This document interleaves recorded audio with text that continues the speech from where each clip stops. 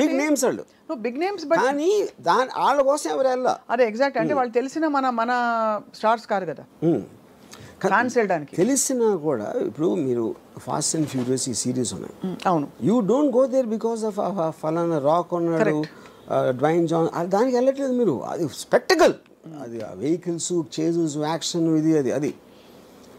So అప్పుడు ఏంటి, మీకు తెలిసిన యాక్టర్ ఉండొచ్చు కానీ వాడి కోసం సినిమాకి వెళ్ళటం మానేశారు హాలీవుడ్లో. అది నేను చెప్పేది. You know, so true, yes. So ఇవన్నీ I honestly believe Raj Kumar లేకపోయినా కూడా ఈ సినిమా ఇంతే ఆడుతుంది. ఆ ట్రైలర్ బట్టి, దాన్ని బట్టి రాజ్ కుమార్ బదులు ఆ రేంజ్లోనే ఏ యాక్టర్ ఉన్నా కూడా మోరల్లెస్. అదే మీరు ప్రభాస్ ఉన్న సినిమాలో మీరు ఎవరినో పెడితే ఆడకపోవచ్చు, అది నేను చెప్పేది. అది ఎందుకంటే దాని డిజైన్ కూడా వేరే ఉంటుంది. అవునవును, అందుకే ఆటిట్యూడ్ అసలు ఆ మోడల్ మారిందా అని అడిగింది కారణం అదే. బికాస్ ఇంతవరకు మనకి తెలిసి మన స్టార్స్ ఎలివేషన్స్ లేకుండా స్టార్స్ అయ్యుండి బట్ ఒక ఎంఐ మిషన్ ఇంపాసిబుల్ సిరీస్ లాగా లేదు ఒక ఇలాంటి వాటిలో చూసిన సందర్భాలు చాలా తక్కువ. బికాజ్ మామూలు మన సినిమాలో హీరో ఊరికేలా తల తిప్పితే కూడా దానికి ఒక ఎఫెక్ట్, ఇది ఒక స్టార్ హీరో. అలాంటిది showing them like normal people వచ్చింది అలాంటి సినిమా. అసలు ఒక రుద్రమైన నాకు గుర్తుంది, చిరంజీవి గారు నార్మల్గా మెగా స్టార్ అయ్యింది. డెఫినెట్గా ఐ ఫీల్, అంటే ఇప్పుడు బాలచంద్ర గారు ఉన్నారు, అఫ్ కోర్స్ బాలచంద్ర గారు ఈ టైంలో తీయలేదు అలాంటి పెద్ద యాక్టర్స్ తోటి. విశ్వనాథ్ గారు ఆఫ్ కోర్స్. నాకు తెలిసి వెన్ ద టైమ్ సాగర్ సంగమం ఆ టైంలో తీసినప్పుడు Kamal Haasan image would have been very different. అప్పుడు వచ్చిన కమల్ హాసన్ ఫిలిమ్స్కి సాగర్ సంగమంకి ఏమి ఏదో ఉండదు. ఇంకోటి, మీరు శంకరాభరణంలో సోమయాజుల్ గారు లాంటి ఒక 60-year-old అన్నోన్ పర్సన్ని ప్రొటాగనిస్ట్గా పెట్టడం అనేది నాకు తెలిసి ఇప్పుడు కూడా ఎవరు అసలు ఇమాజిన్ కూడా చేయడు. అలాగే ఒక అంత పొడుగ్గా ఉండి ఆల్మోస్ట్ యూనో డస్కీ కాంప్లెక్షన్తో మంజు భార్గవ్ గారిని హీరోయిన్గా పెట్టడం కూడా ఎవరు ఊహించుకోలేరు మీరు అన్నట్టు. బట్ అది కూడా ప్రొటాగనిస్ట్ని మీరు నాన్ యాక్టర్ని ఎవరు ఐఏఎస్ ఆఫీసర్ని తీసుకొచ్చి పెట్టడం అని దానికన్నా రిస్క్ అయితే పరాకాష్ట. ఇది కరెక్ట్ రైట్. బట్ అది కూడా మీరు అన్న వన్ ఆఫ్ ద మోడల్స్లో ఆఫ్ దీస్ అవుట్లయర్ ఫిల్మ్స్, అంటే ఆడ్ ఫిల్మ్స్ అంటాం కదా. ఈ అంటే ముందు పికప్ కాలేదు, బట్ తర్వాత బాగా పికప్ అయ్యి కల్ట్ ఫిల్మ్ అయిపోయింది. ఇదేమో స్త్రీ 2 ఏమో పికప్ అవుతుందో లేదో తెలియదు, బట్ ఫస్ట్ డేనే బ్లాక్ బస్టర్, ఇంకా దాని గురించి ఏం మాట్లాడక్కర్లేదు అంతే. అంటే అలా ఉంది దాని మీరు చెప్తున్న కనెక్షన్. ఇంకోటి ఏమైంది, నిన్న దాంతో రిలీజ్ అయిన అక్షయ్ కుమార్ సినిమాకి 5 కోట్లు వచ్చింది. 54 కోట్లు రాజ్ కుమార్ సినిమాకి వస్తే 5 కోట్లు అక్షయ్ కుమార్ సినిమాకి వచ్చింది. 5.5 కోట్లు అంతా జాన్ అబ్రహం సినిమాకి వచ్చింది అదే రోజు. మరి తీసేవాళ్ళు ఇప్పుడు నెక్స్ట్ ఎవరైనా హీరో రెమ్యూనరేషన్ ఒక సిరీస్ ఆఫ్ ఫ్లాప్స్ తర్వాత తగ్గించుకునే సందర్భాలు ఉండుంటాయి ఆర్జీవి గారు? చేస్తారు. That happens? Yeah, it happens. When the market is not doing it. ఎందుకంటే అప్పుడు ఏం చేస్తారంటే ఇప్పుడు ఇంత ఇస్తామండి సినిమా హిట్ అయితే అంత ఇస్తామని ఇలాంటి కొన్ని డీల్స్ పెట్టుకుంటారు, కొంచెం అదే క్లాజులు బ్యాక్ ఎండ్ అలాంటి.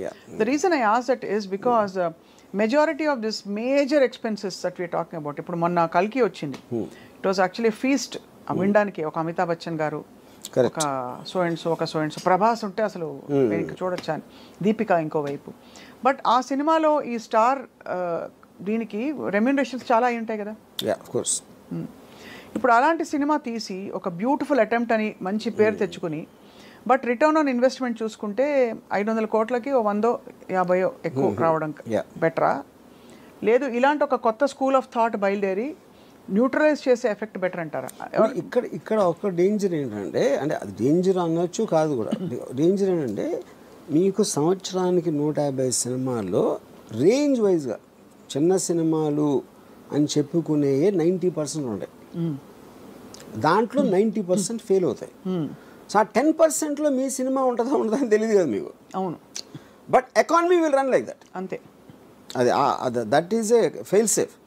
అప్పుడు మేము పెద్ద సినిమా చేసి అన్కంట్రోల్డ్ బడ్జెట్ ఎంత రెమ్యూనరేషన్ ఇచ్చినప్పుడు ఎంత పోవటానికి ఛాన్స్ ఉందో, ఇప్పుడంటే ఇప్పుడు నేను పేరు చెప్పండి, ఒక సినిమా మీరు 400 కోట్లు తీసారనుకోండి, దాంట్లో మీకు 200 crores నష్టం వచ్చింది అనుకోండి. ఇప్పుడు మీరు దీని బేసిస్లో 10 కోట్లు 15 కోట్లు సినిమా తీస్తే ఎంత పోయినా కూడా మీకు 10-15 పోతుంది, ఇక్కడలాగా 200 పోదు. అంతే కదా. అంతే రిస్క్ ఇస్ లెస్ అంటే బట్ కొడితే జాక్ పాట్ కొడితే ఇంకా తిరుగుంటుంది అది. బట్ ఆల్ ద సేమ్ ఈ హీరోలు అందరూ వాళ్ళ రిస్క్ కూడా ఒక సినిమాలో ఎంగేజ్ అవ్వడం ఈజ్ వెరీ హై బికాస్ వాళ్ళు తొందరగా పీక్ అయిపోతారు. ఆ తర్వాత దానికంటే ఏదైనా తక్కువ ఇస్తే చూసుకోరు. చచ్చినట్టు ఆ లీగ్ ఆఫ్ మార్కెట్లోనే ఇప్పుడు ప్రభాస్ వచ్చి సడన్గా యూనో మంచి ఒక ఇలాంటి ఒక 127 hours లాంటి సినిమాలో ఆర్ సంథింగ్ చేస్తారా అంటే whether people will digest, whether he'll take that risk we don't know. He's compel to work now in very very big projects. దానికి రీజన్ ఏంటంటే 127 hours ఈ లెక్క తెలియదు అనుకోను ఏదో సంథింగ్. ప్రభాస్కి డబ్బులు ఇచ్చేది not about the story, not about that. అతను స్క్రీన్ మీద హై స్పీడ్లో వస్తే అంతమందికి ఎక్సైట్మెంట్ వస్తుంది అనేది కాస్టింగ్ ఫ్యాక్టర్. అది that is what super stars are suppose to be. అప్పుడు అలాంటి మూమెంట్స్ ఉన్న స్టోరీనే వాళ్ళు ఎన్నుకుంటారు.